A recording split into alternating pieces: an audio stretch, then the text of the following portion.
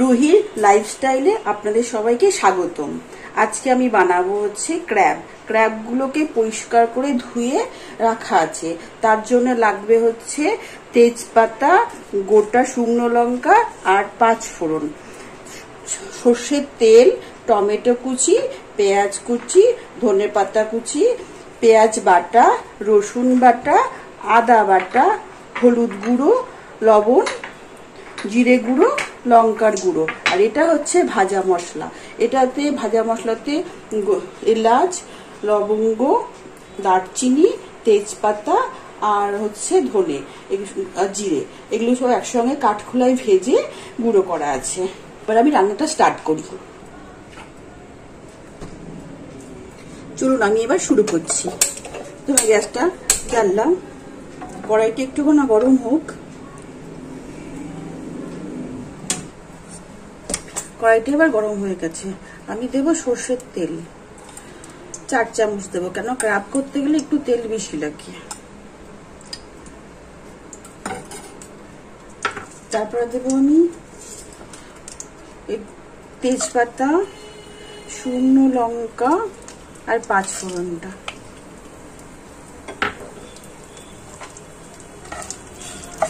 একটু ভাজা ভাজা, লঙ্কাটা একটু ভাজা ভাজা হোক।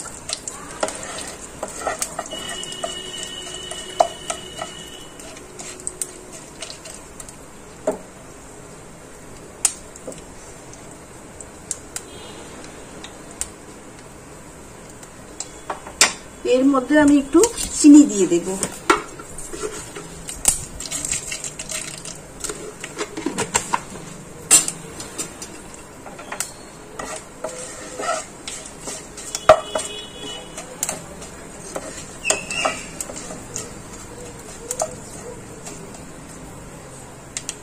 ফোড়নটা ভাজা ভাজা হয়ে গেছে।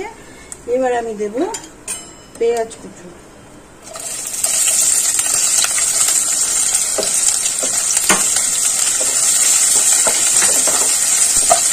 পেঁয়াজ কুচিগুলোর মধ্যে আমি একটু লবণ দিয়ে দেবো, যাতে পেঁয়াজ কুচিগুলো একটু মজে যায়।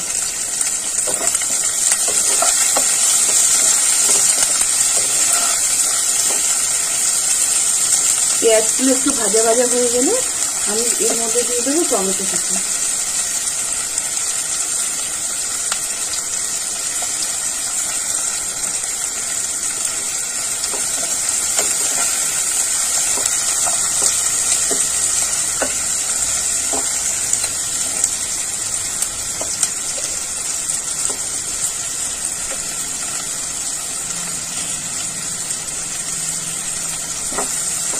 আমি এবার দিয়ে দেবো টমেটো কুচি। আমি এখন 2 মিনিটের মতো ঢাকা দেব। আমি এবার ঢাকনা খুলে দেখবো এগুলোকে পেঁয়াজ আর টমেটোগুলোকে মজেছে কিনা। হ্যাঁ, মজে গেছে। এবার আমি ক্র্যাবগুলোকে দিয়ে দেব। ক্র্যাবগুলো কিন্তু খুবই ভালো, বেশ সাইজে ছোট কিন্তু খুবই ভালো।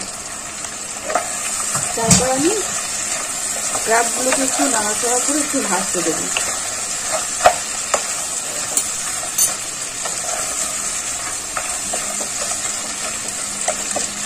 আমি আবার একটু ঢাকনাটা দিয়ে দেব ভাজার জন্য ক্র্যাবগুলোকে। এবার আমি ঢাকনা খুলে দেখবো ক্র্যাবগুলো একটু ভাজা ভাজা হয়েছে কিনা। হ্যাঁ, ক্র্যাবগুলো ভাজা ভাজা হয়ে গেছে। এবারে আমি এর মধ্যে দেব আদা বাটা। আমি আদা বাটা একটু অল্প দেব, রসুন বাটাটা একটু বেশি দেব। আদা বাটা, এবার দেব রসুন বাটা, কারণ ক্র্যাবে রসুন বাটা দিলেই বেশি টেস্ট লাগে। রসুন বাটা, জিরের গুঁড়ো, তারপর দেব হলুদ গুঁড়ো, শুকনো লঙ্কার গুঁড়ো,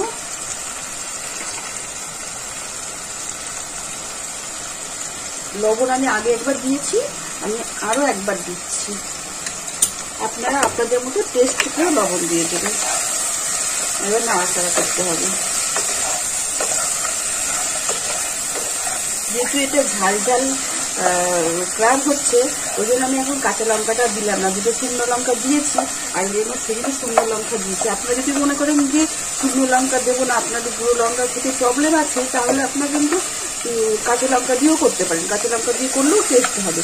আমি এবার ভালো করে নাড়াচাড়া করবো, ক্র্যাবগুলোকে ভালো করে কষাবো, তো কষাতে দেবো ভালো করে। ক্র্যাবের ওই যে খোলাটা হয় না, খোলার মধ্যে যে যেগুলো থাকে না, কি বলে এগুলোকে, সেই তেলগুলোকে আমি এখন তেলগুলোকে দিয়ে দিচ্ছি। খোলার মধ্যে থেকে তেলগুলোকে বের করেছিলাম, তেলগুলোকে আমি দিয়ে দিচ্ছি। এবার ভালো করে কষাতে দেবো। আমি এখন 10 মিনিট ধরে ঢাকনা দিয়ে কষাতে দেবো। কষা হয়ে যাওয়ার পরে ঢাকনা খুলে এখন 10 মিনিট কষুক। আমি এবার ঢাকনাটা খুলবো। মাঝখানে আমি একবার খুলে দেখলাম যে হলুদটা কম লাগছিল, আমি একটু হলুদ দিয়ে দিয়েছিলাম। এবার আমি দেবো পেঁয়াজ বাটাটা। পেঁয়াজ বাটাটা আমি একটু 2 চামচ দেবো, তার কারণ হচ্ছে পেঁয়াজ বাটাটা বেশি দিলে একটু গ্রেভিটা মাখা মাখা, ক্র্যাবের সাথে মাখা মাখা গ্রেভি হয়, ভাতের সাথে খেতে দারুণ টেস্ট লাগবে। কিন্তু মনে হয় যে রুটির সাথে খাবো, দারুণ টেস্ট হবে। আমি এবার একটু কষাবো, কষিয়ে একটু অল্প একটু জল দিয়ে দেবো, একটু কষিয়ে নেবো। কষানোর পরে একটু জল দিয়ে দেবো। আমার এবার কষানো কমপ্লিট হয়ে গেছে। আমি এবার এই মশলা, যেটাতে যে বাটিতে মশলা করেছিলাম সেই বাটিতে মশলার জলটা আমি দিয়ে দিলাম।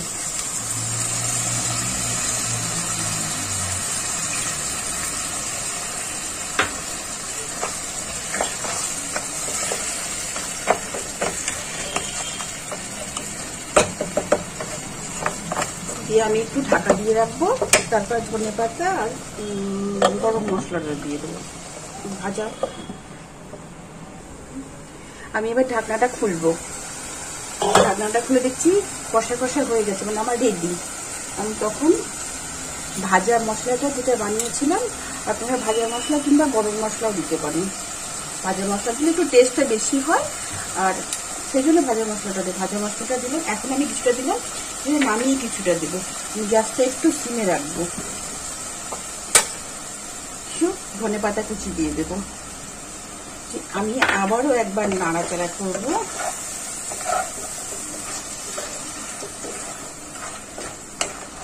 আমার ক্র্যাব কাঁকড়া হয়ে গেছে, রেডি। এবার আমি একটা বোল্ডের মধ্যে কাঁকড়ার কষাটা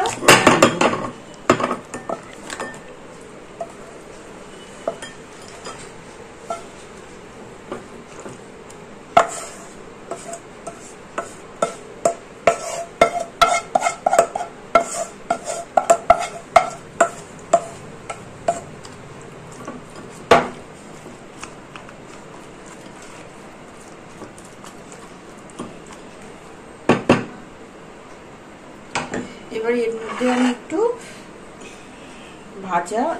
ভাজা মশলাটা করে রেখেছিলাম একটু উপর দিয়ে দেবো, আর একটু ধনে পাতা কুচি দিয়ে দেবো।